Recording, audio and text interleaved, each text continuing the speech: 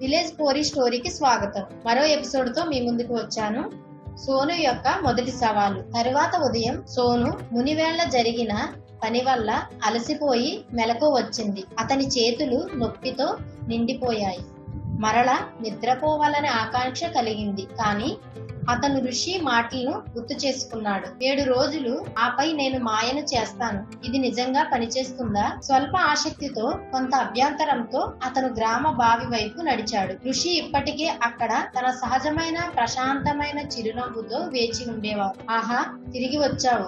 ఇది మంచి సంకేతం. సోను నిట్టూర్పుగా అటూ ఇటూ ఊగుతూ గట్టిగా ఊపిరి పీల్చుకున్నాడు. ఇది త్వరగా ముగిద్దాం. అంత తొందరపాటు కాదు బాలక. ఈ రోజు నీ కోసం కొత్త పని ఉంది. నీరు పోసే పని. ఋషి సోనుకు 2 మట్టి కుండలు ఇచ్చి గ్రామ చివరనున్న చెట్టును చూపించాడు. ఈ కుండలను నీటితో నింపి ఆ చెట్టు దగ్గరకు తీసుకెళ్ళు. సోను నిట్టూర్చాడు. ఎందుకు? చెట్టు తనను తాను చూసుకోలేదా? ఋషి చిరునవ్వుతో చెప్పాడు. ప్రతి ఒక్కరికి సంరక్షణ అవసరమే సోను, నీకు అవసరమే. ముందుగా ఇది చెయ్యి, తర్వాత మనం మాట్లాడుకుందాం. నిట్టూర్పు విడిచిన సోను బావిలోంచి నీళ్లు తీసి కుండలను నింపాడు. అవి భుజాలపై మోస్తూ నడవడం ప్రారంభించాడు. కొద్దిసేపటికే అతను పశ్చాత్తాపడ్డాడు. కుండల భారం పెంచి ఎండ మండిపోతోంది. మధ్య దారిలో అతని చేతులు వణుకుతూ నిటారుగా చెమట కక్కుతూ ఆగిపోయాడు. నేను ఎందుకు చేస్తున్నాను? దీనికి అర్థం ఏమిటి? భారం తట్టుకోలేక కుండలను నేలపై ఉంచి గట్టిగా ఊపిరి పీల్చుకున్నాడు. ఋషిని చూసి అతను ఎలాంటి అపహాస్యం చేస్తాడో అని ఊహించాడు. కానీ ఋషి కేవలం తల ఊపుతూ చిరునవ్వాడు. అద్భుతం, నీవు నా అంచనాల కన్నా ఎక్కువ సమయం తట్టుకున్నావు. ఇప్పుడు కొద్దిగా విశ్రాంతి తీసుకుని మరలా ప్రయత్నించు. సోను ఆశ్చర్యపోయాడు. నేను విఫలమయ్యానా? నీవు ప్రయత్నించడం మానేసినప్పుడు మాత్రమే నీవు విఫలమైనట్లవుతుంది సోను.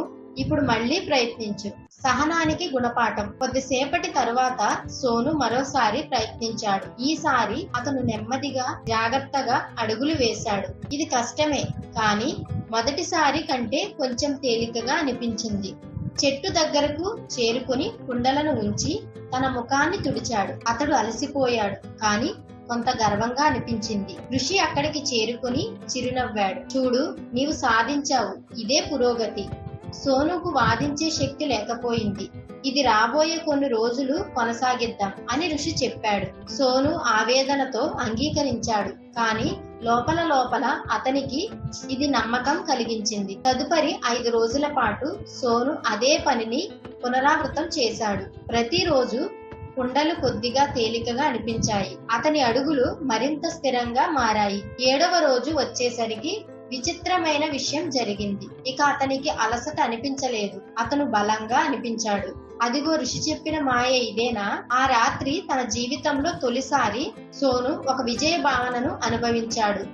అతను ఇంత కష్టపడడం ఇదే తొలిసారి, కానీ అది మంచిదిగా అనిపించింది. అతనికి తెలియకుండానే ఇది అతని ప్రవర్తనకు మొదటి అంకం మాత్రమే. ఇంకా ఏం జరుగుతుంది? సోను చివరికి కష్టాల పట్ల విలువను అర్థం చేసుకోగలడా? మరో ఎపిసోడ్ లో మళ్ళీ కలుసుకుందాం. ఇక సెలవు.